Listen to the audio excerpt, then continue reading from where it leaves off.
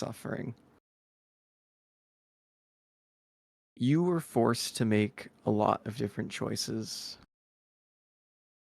We started off the session picking up where we left off in Friday's game. You by the pillar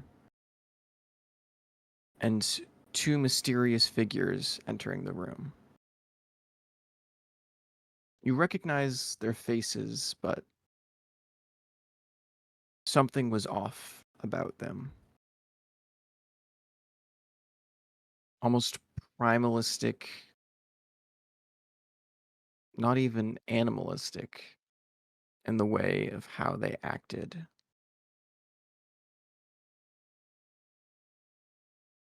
Slowly walking around the room, one of which delivered a message saying that the ship needed to move, but then immediately became aware of something else. As Duradon locked his eyes on Kira for whatever reason and almost snapped, instantly beginning to chip away at her form. As the slightly taller figure, the body of Intreus, who you had previously killed almost 12, 13 years ago, back when you were a child, to end the conflict, loomed over to you and in a similar fashion, very directly, questioned who you were, asking if you came from a certain tribal people, if you bore their marks, and saying that how he didn't know what it meant. He didn't know the words or why they made him so angry. But he did know that he wanted to kill you. And did ask very politely if he could. You turned down, as any sane human being would. And a conflict broke loose. Duradon began to immediately cut into the ice that had surrounded Kira after she tried to wild shape. And you could only make out parts of it. And if she wasn't encased in ice, the entire room would have heard the scream as her left hand was ripped from her body, shattering off. And many other smaller pieces of her torso. As Duradon, without having a weapon, made one. Pulling a curved, slightly longer than a short sword, crimson blade from the very hand that he had pulled off just his own. Meanwhile, Entreus, Archdruid, wild shaped into what appeared to be an oversized grizzly bear. But it wasn't just a bear, there was some animal hybrid fusion going on, with the claws itself being fully hooked around, reminding you of a honey badger, bones protruding from its back, giving you the essence of dire wolves or dire beasts in general. And a whole lot of damage and a whole lot of resistance, as it is and was a massive threat and massive beast altogether. You had to make some quick choices. You had to decide between trying to help Kira, trying to save yourself, and also if you wanted to follow up on the Monarch of Mischief's request. Break the pillar and set her free. Duradon, throughout the course of your solo session, ended up performing many tactically smart moves. You made Entreus try and hit the pillar for you so you could damage and break it further. You tried for a more defensive playstyle, not using reckless attacks. And even at some points trying to break the pillar with your bare hands and elbows, slamming your body against it. The others in the room joined in eventually after a period of time where everyone was trying to figure out what was going on. Percival, Finn, Pearl, even Jay, none of which knew who these figures were or what any of this was about.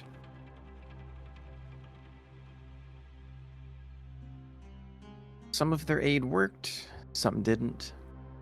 Kira eventually broke free, and through your own piloting, dealt some damage while flying up as a young adult solar dragon, where we got to see Duradon Seer's own version of crystalline carbonate, shifting his weapon into a oversized longbow and dealing in a single turn 124 points of damage to her. The entire battle was heavily weighed against you, and this became very clear to you, seeing that you would not be able to survive multiple rounds. And without the aid of the Monarch of Mischief, or Lorna Day Newman in this current anti-magic field barrier stopping any spells that could help you, you were simply left with one choice in Duradon's mind. And that was to throw the Black Blade Clarent over to Lorna Day Newman. And what you did. And with the aid of the Bone Mother / Kipley,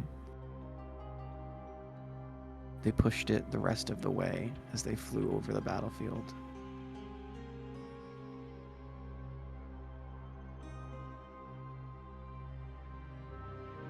And something that you had prepared yourself for happened that no one is truly ready for, as the Monarch of Mischief, grabbing the Black Blade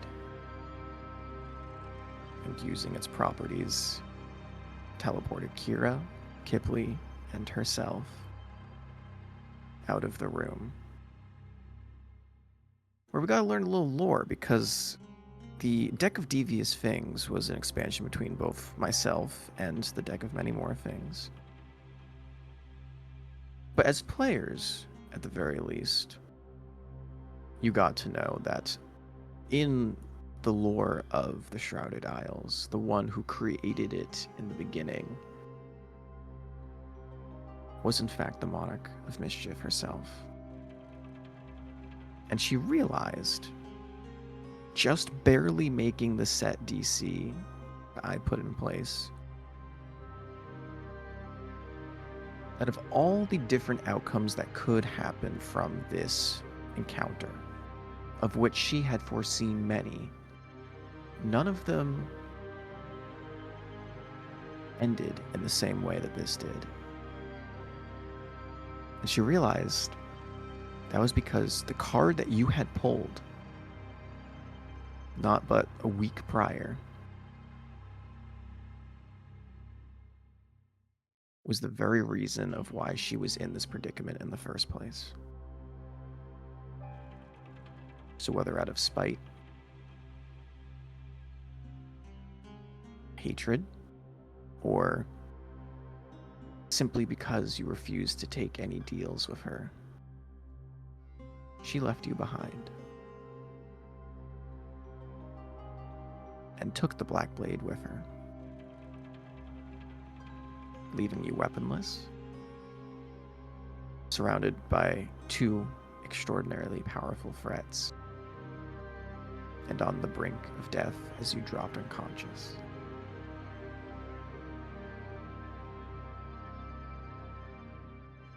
We got to see where Duradon's mind went before he died.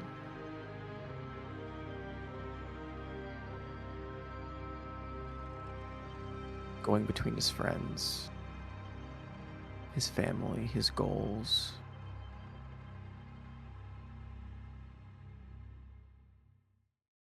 and I wanted to clarify on a few words.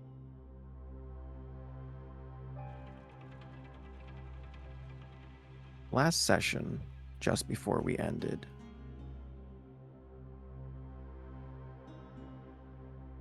there are some very important semantics that were stated. That Duradon was given his last words, and specifically the last words that would ever be said by Duradon in this campaign.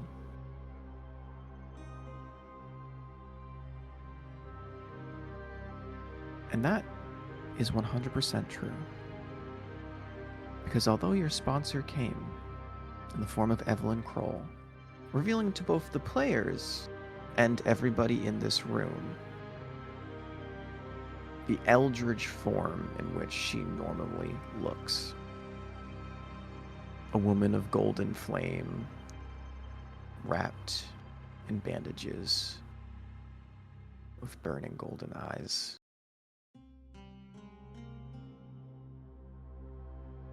And you came to a semblance of consciousness. In no way, shape, or form does that mean that you did not die. And certainly does not mean that nothing has changed.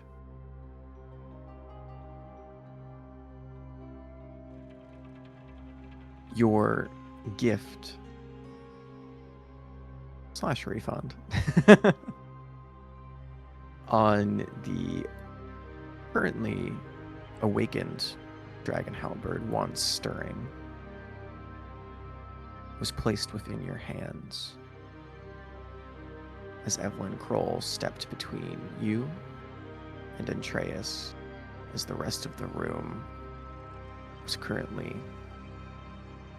in another state of shock, as even more players joined the battlefield in which they didn't know who or what they are.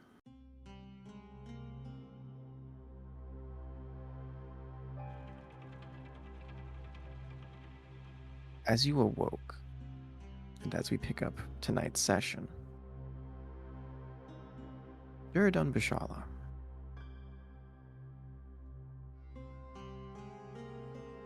although your eyes are open and you have your mind and wits about you, for a very perceptive and insightful person such as yourself, as you see Evelyn Kroll standing over you in a stance off with Andreas,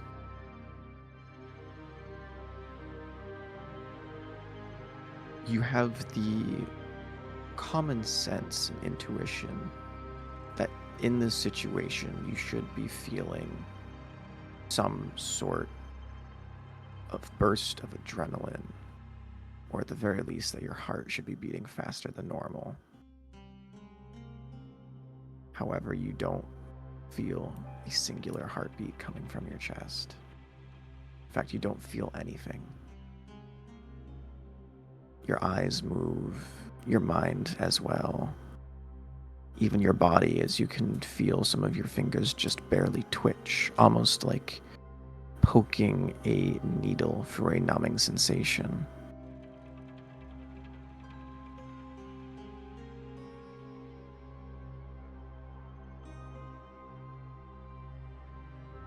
But your entire body, your entire being and essence in this moment, you should be dead. The fact is resounding in your head. You should not be alive.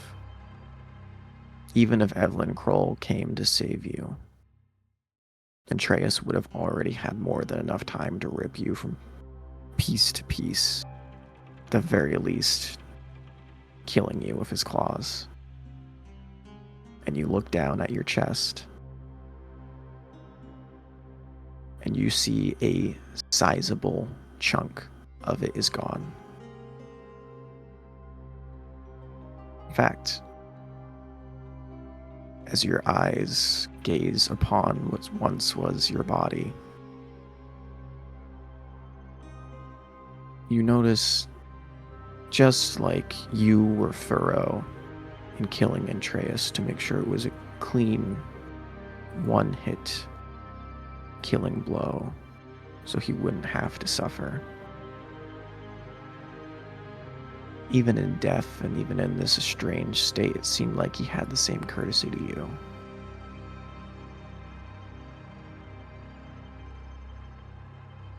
As your heart is missing.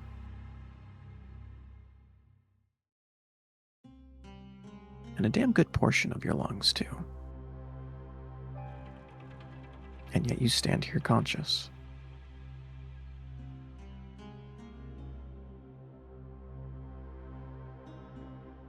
You see Evelyn, after placing the halberd within your hands and you feeling a much lighter version of it than before, steps up and places her hand out towards Antreus.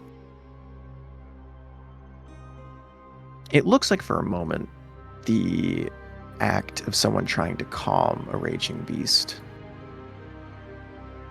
At least that would be to a commoner and or someone who hasn't been around magic as much as you would have seen.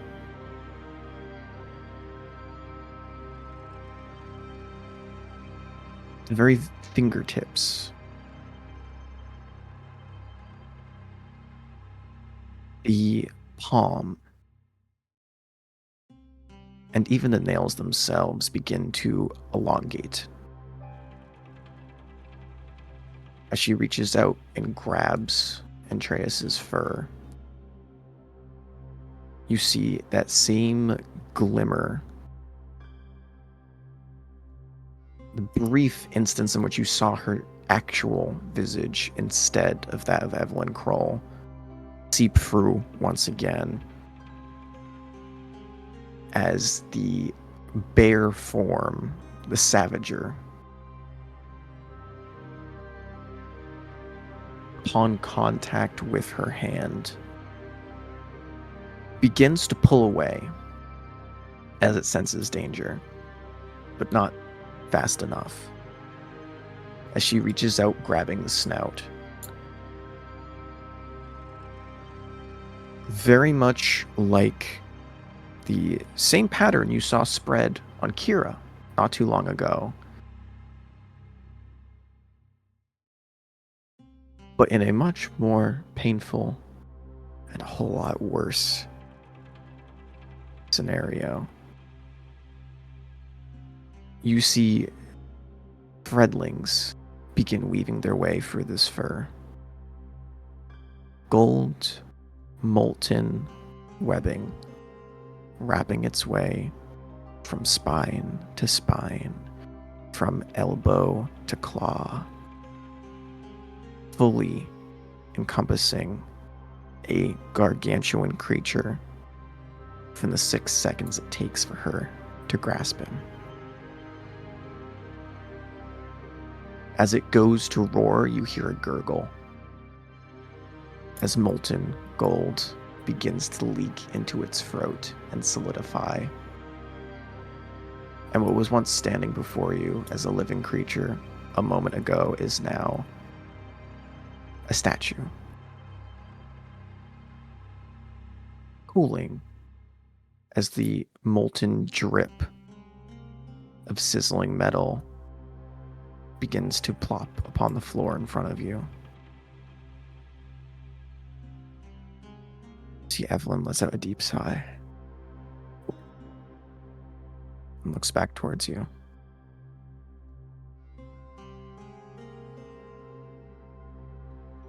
I did not mean for any of this to happen. I apologize, my dear boy. You are only here because of me.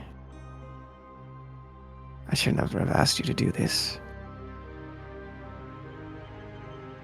And she sees you noticing the hole in your chest. And she leans down and, not aggressively, but in a very quick motion grabs your chin to make you look up away from it. Don't focus on that right now.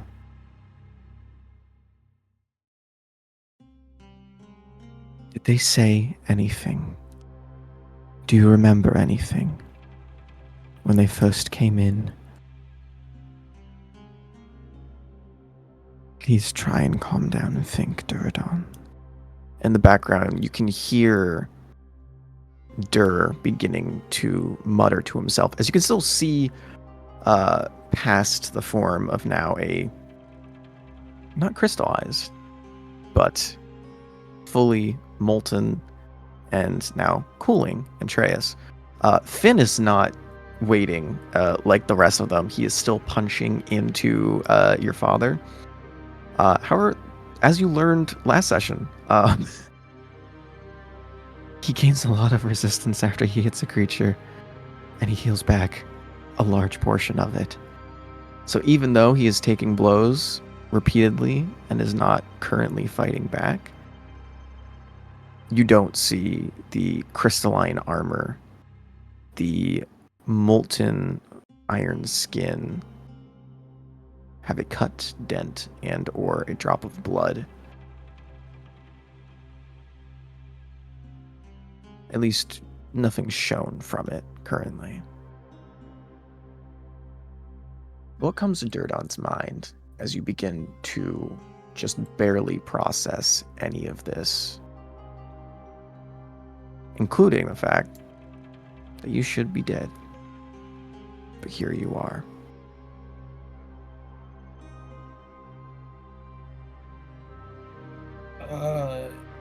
He is confused. He doesn't know what any of this is and why he isn't dead yet. But he does try to focus. And he'll try to relate to her that they asked us to move the ship.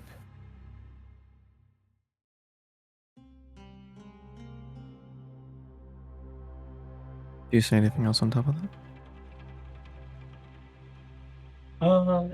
No, he tries to keep it simple and use as few words as possible because he assumes like, oh, I'm gonna die at any point soon here, and if I give exposition, I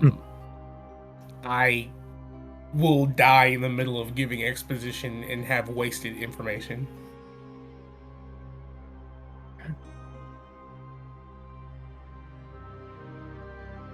She looks at these two creatures and looks back at you.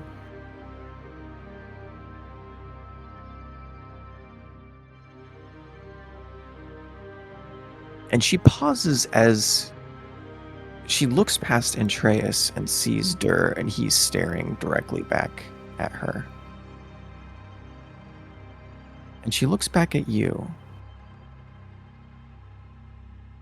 And there is a brief pause.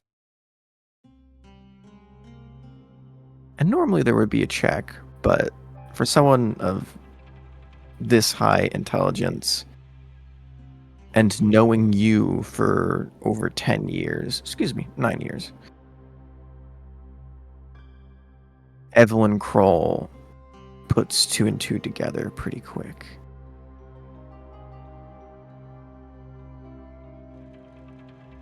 You know these people. She looks back towards Atreus. Do you know these people, Duradon?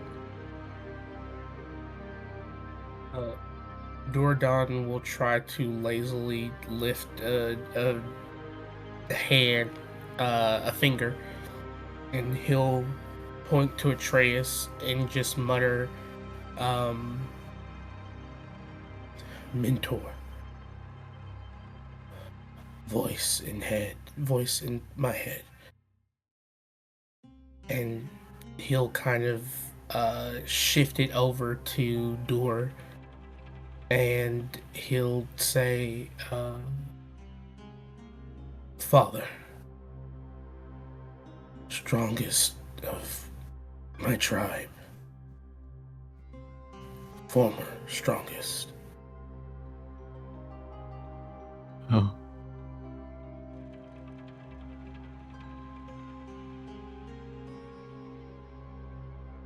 Looking back,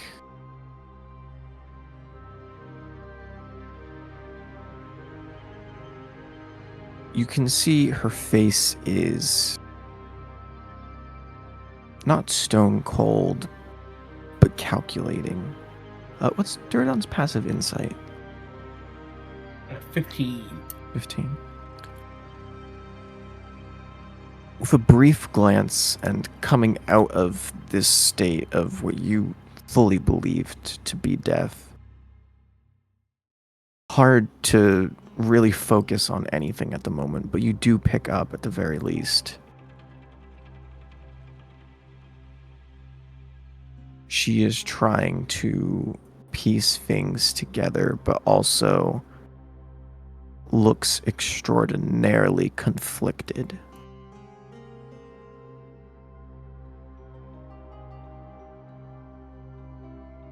Now, I have to ask you a question, Duradon. In your 9 years of service underneath Evelyn Kroll, did you ever once tell her about your family or anything that happened on the island past the bare minimum details?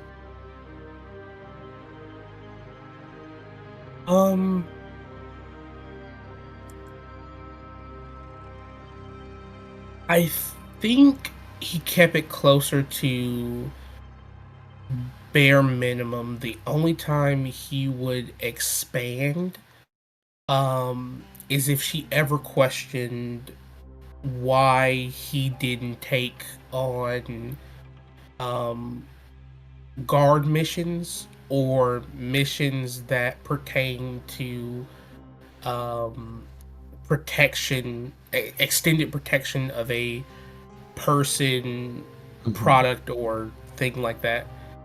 If she inquired about that, then he'd explain, um, somewhat annoyed but respectful,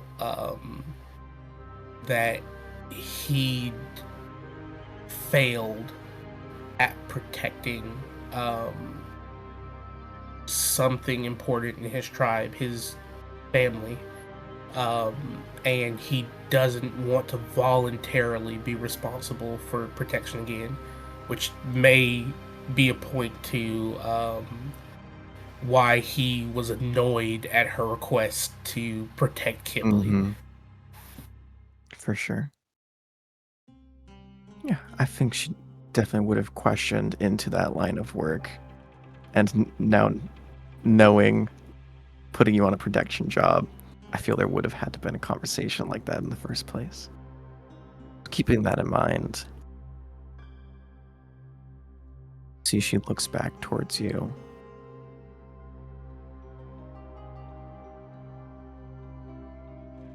And kind of leaning down to get onto your level, because currently, Evelyn Kroll herself is a taller woman.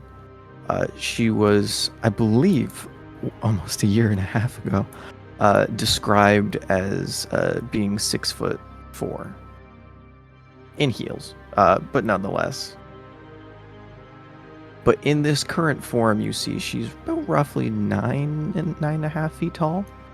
And even though you can see her as the humanoid version, she is still lengthy and slightly warped for a normal humanoid. The Sorry, I just saw the message. The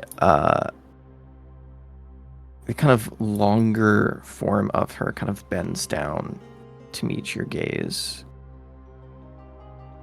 and because she, whether purposely or not, positions herself so she is the only thing that you can see, kind of covering your line of sight from seeing Atreus, from seeing Dur.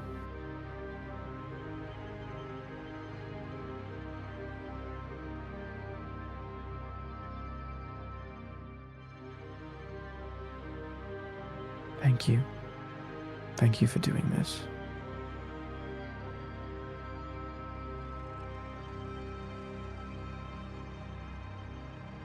I told you to protect Kipley with everything that you had. And you did that to the very end.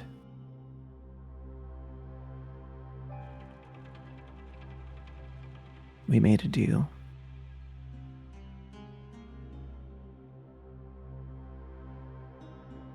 And you know very well, people like me,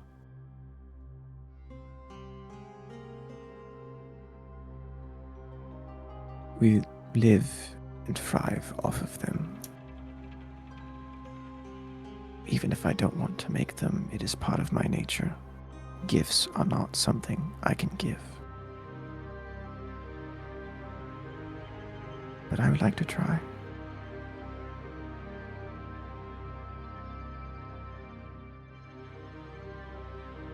I'm making an assumption, please correct me if I'm wrong, but these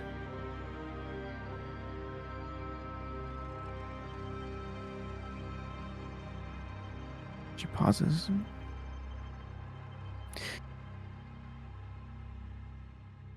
You never got a proper conversation with them in life.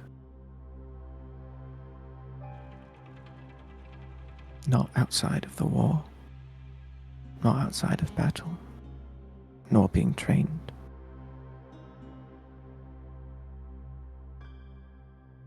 For one, I know you got a proper goodbye.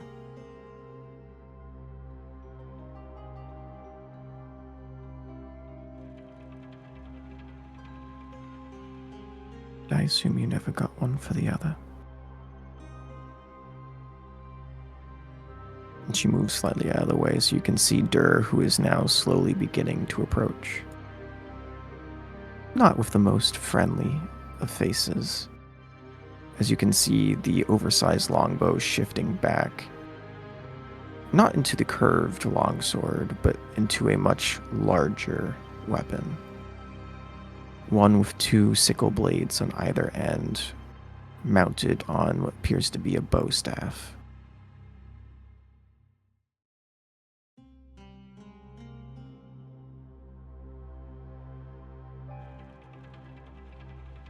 What would you like, Duradon?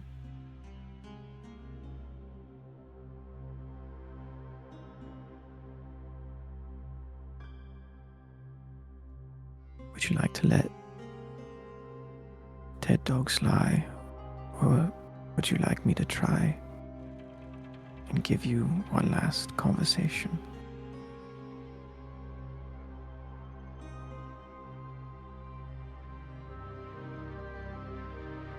I owe you that much, at least.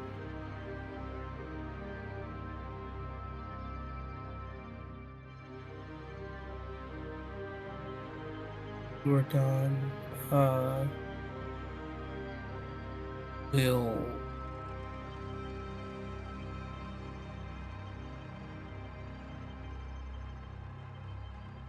he will look towards her, Evelyn, and he'll say,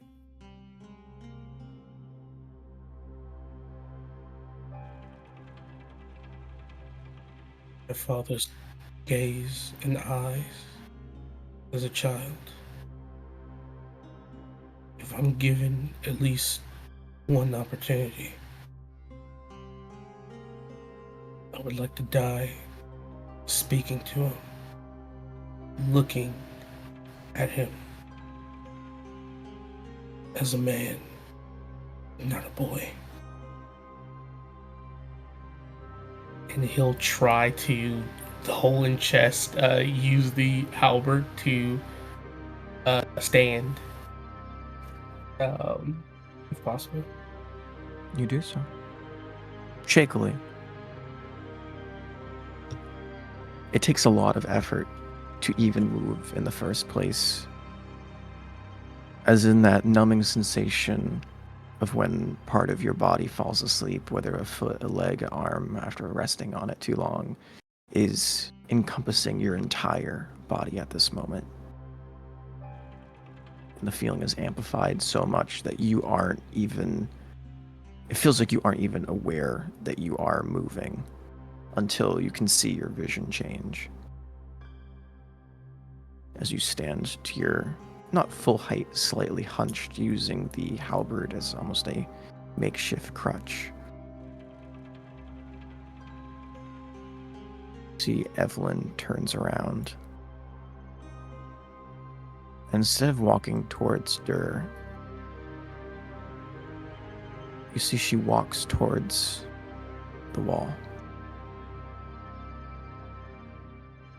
As Dur continues to slowly approach,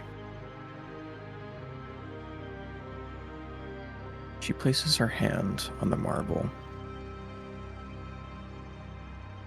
and you watch as it melts away like butter, revealing a hole in the side of the ship as the iron and steel welding that protects it from the outside falls just as easily. As soon as it is created, a burst of icy cold wind jets into the room, almost feeling refreshing in this moment, as you feeling something, anything, gives you yet another hope that you may still have a semblance of life yet in you. As it washes over your body, and you can see bits of snow and ice jettisoning in as well. You hear her call out into the storm.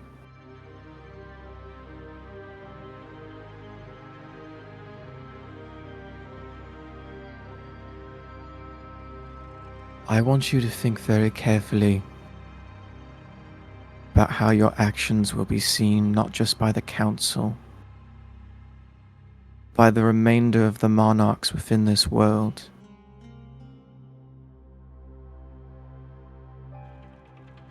The meeting is set and due, but if you cannot control your puppets, or you are not willing to reel them in when they stretch too far outside of your bounds, you will see how quickly they go from your playthings to my collection. So I strongly suggest.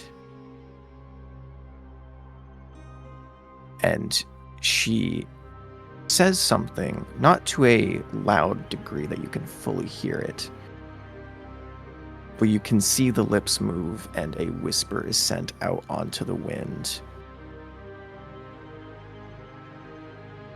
And Duradon, even in the haze, you are still a level 7 barbarian, half of the totem, who has valued their mental senses as much as their physical abilities, specifically on perceiving.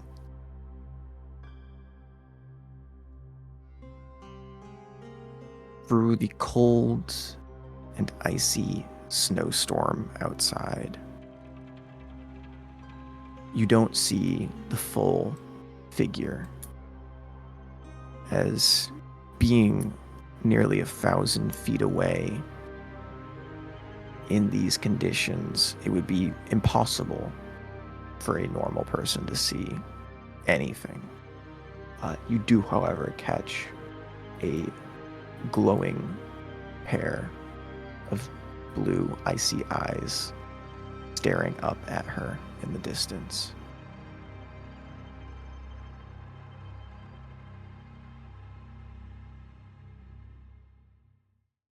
Go ahead and roll me a perception check with disadvantage for the sake of sakes. Disadvantage, that is going to be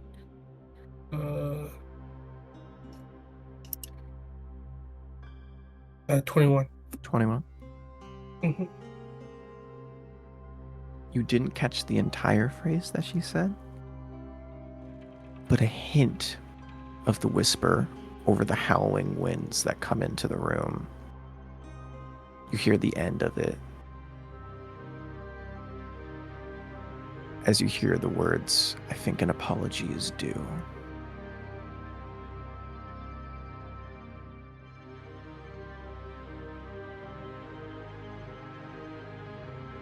And you see as Dur readies a weapon attack and begins moving towards you in a more fast and aggressive manner than he was previously cautiously approaching, you think very much due, not to you, but because of the presence of Evelyn being there and seeing the compatriot he walked in here get turned into a statue in 6 seconds wasn't exactly the opening invitation to outright attack as he did previously. And you see he stops and collapses onto the ground mid-swing, falling onto the stairs unconscious.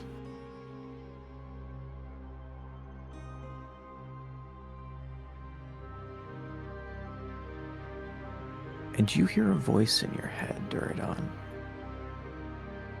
You've had many presences, probably the most out of anyone in this campaign, speak with you, take residence within, or even share a mental connection with you. None of which has ever and or will ever compare to the pressure you feel in your head as it feels like it is about to explode.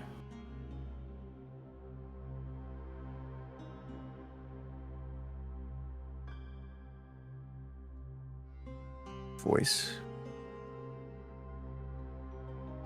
saying simply 2 words.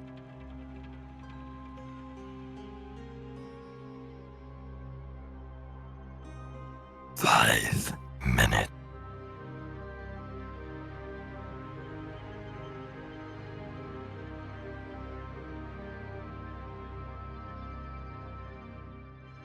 The body.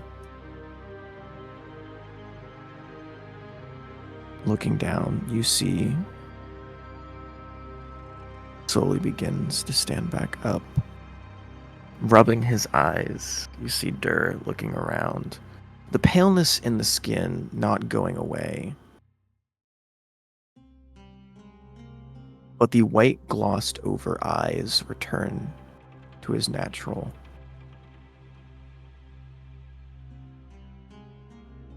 And you can see the blood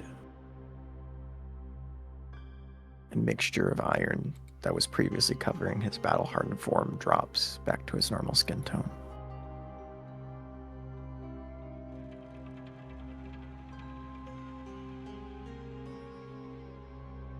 You see as Evelyn Kroll walks over as well,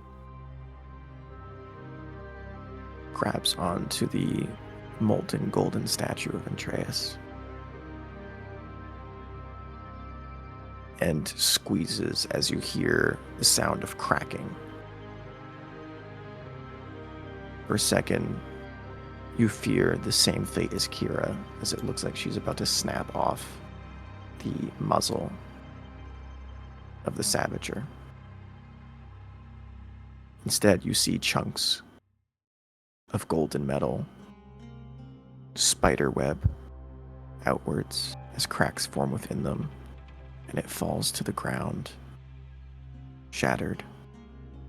The bear, falling with it, slumps in a large heap to the side.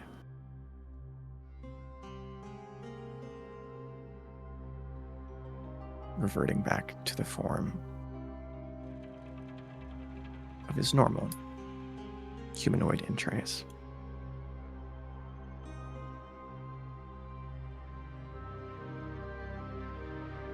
You see Dur looks at you and goes, "You look familiar. I can't put my finger on it. Have we met?"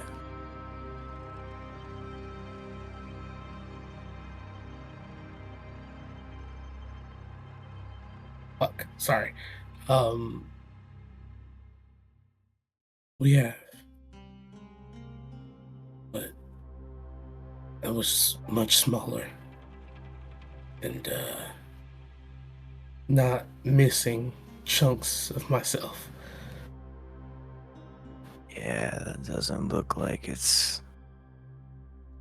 I mean, it was a very clean bite, but it looks like it hurts.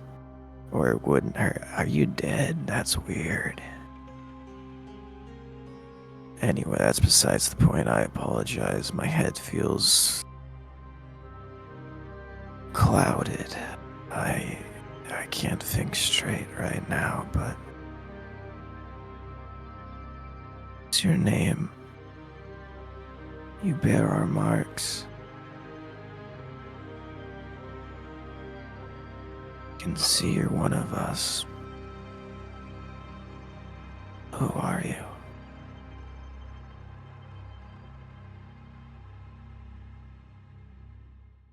Duradon looks down at himself and doesn't know if he'll live. Um, so he says to Dur,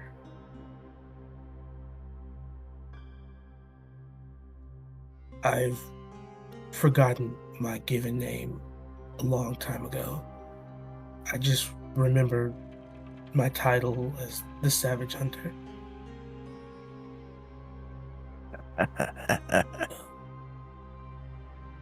The savage honor, you don't say. I had a Yeah, title once. I kind of like yours better. I just got some knockoff version of the Sanguine Saint. You know, use blood to kill enough druids, they start spreading rumors. A hunter. oh, I like that. yeah. I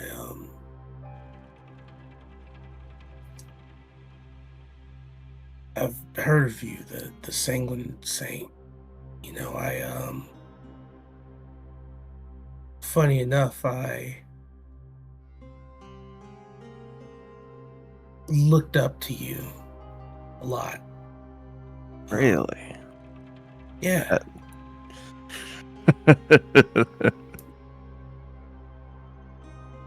You know, I didn't hear that yeah, a lot, but I appreciate it, kid. yeah. So I always tell stories of I how assume not many lethal good and ones. no, they were good. They were good. You said you were stern. You said you were tough, but they said a lot of people looked out and looked up to you. They even said that you had a few little ones that looked up to you a lot.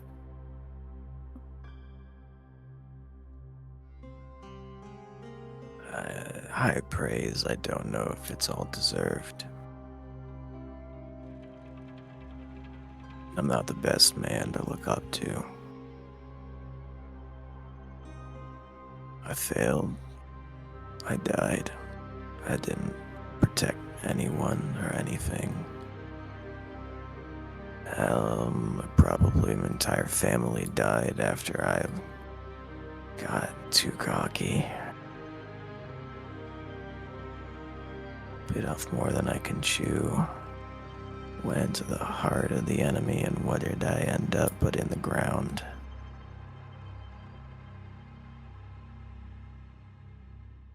I'm glad at least one survived.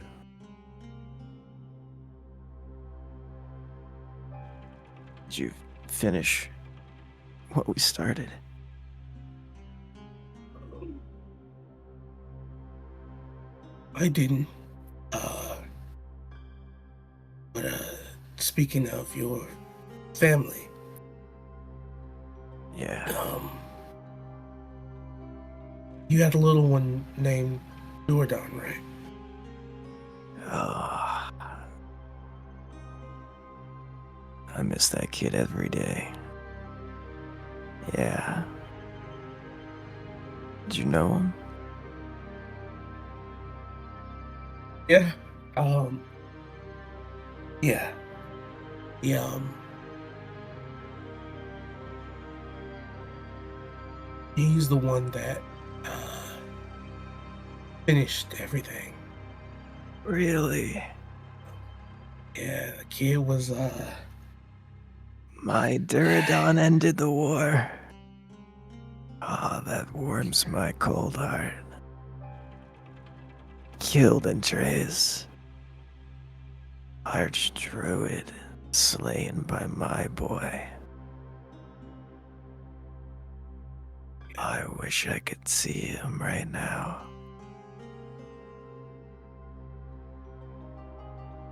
Tell him how proud I was. Thank you. Thank you for telling me. Oh, and you see oh, he looks down and the gray skin begins to crack. Small bits of frost building. Duradon's gonna try to say one last thing Yeah. before he goes. He's going to kind of seeing it crack and realizing he doesn't have as much time as he thought he did. Um, he's going to say he thinks about you all the time, and he looked up to you a lot, and he knows that you never said it, and he wanted to think that you believed it, but he loved you, and he was really sorry for um, he was really sorry for not being there to protect his family, Adiola and Nayata. He he thinks about them all the time, and he's sorry that he let you down, but he most importantly wants you to know that he loved you, loved all of you, and even though you didn't say it a lot, he he felt it. Yeah. You say it so passionately, I think you're my own boy. Well, I know he's not here to hear this, but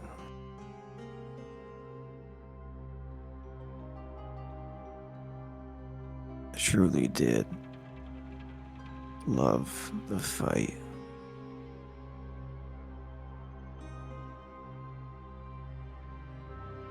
But I didn't fight because I like doing it.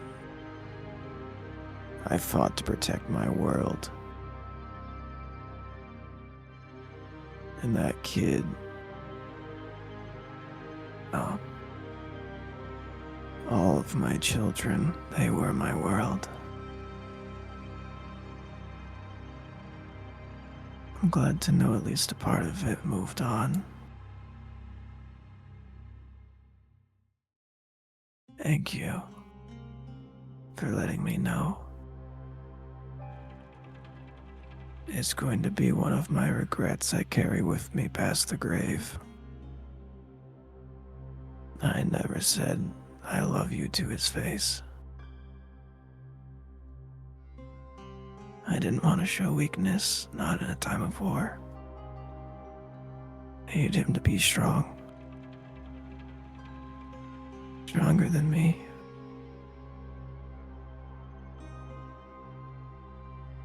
You watch as a tear flickers down his face, but before it even drips off, it freezes over.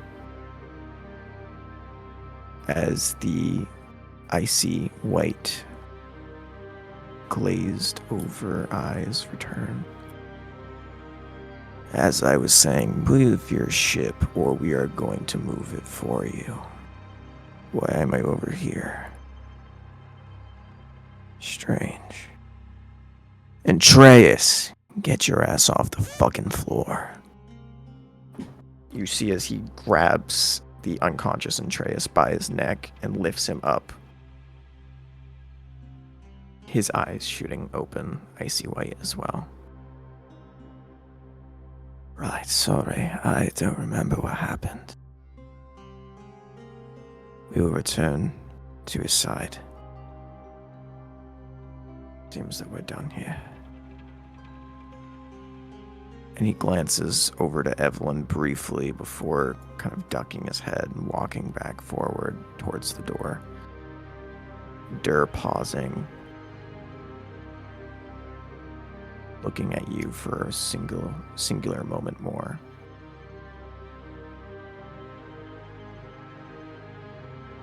Weird.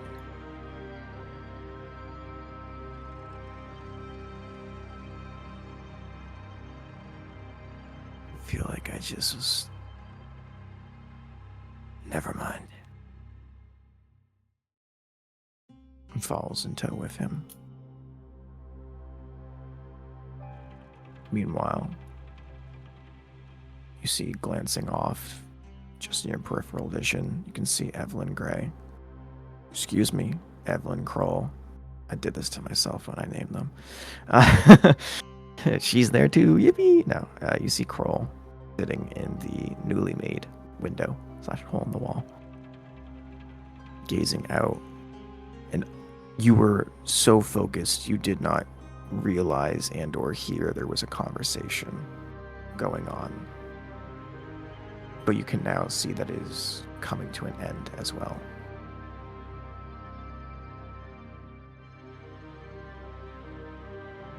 And you hear that voice, not in your head, but out loud, echoing in the distance.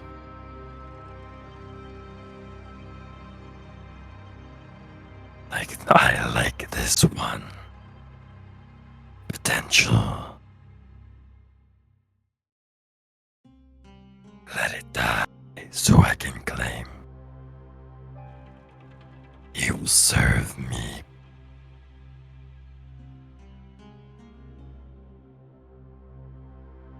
You can see Evelyn take a step back.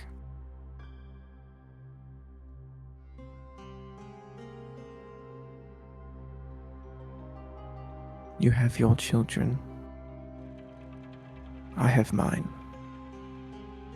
He is not yours to claim. Move on. I will speak to you in 2 days' time.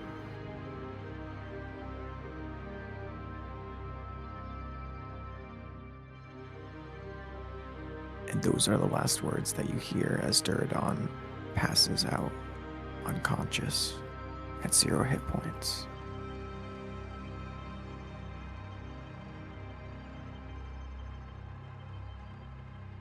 And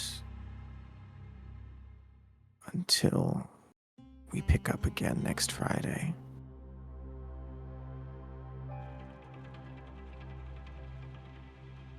we will have to wait and see as to what state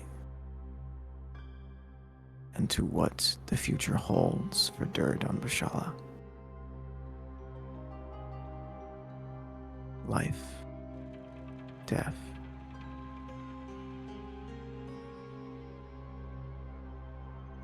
or something in between. And that's where we're going to go ahead and end tonight's session. But not before giving you one last glimpse of the creature staring out, looking into the ship. You see something that in Duradon's life probably couldn't be described in words. The last words you see were from Evelyn Kroll, the last person you see stands only roughly 500 feet away. A split in the snow and ice clears a line of vision.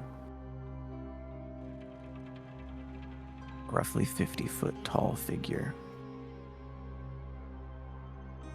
covered in head to toe. A dark deal mixed with fur. Cloak adorning its back. Gauntlets holding what appears to be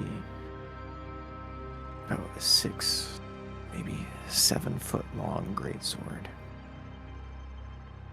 As it stares back at you and turns away. Duradon Bashala is the first member of the 6 to see a monarch. That's where I go ahead and end tonight's session.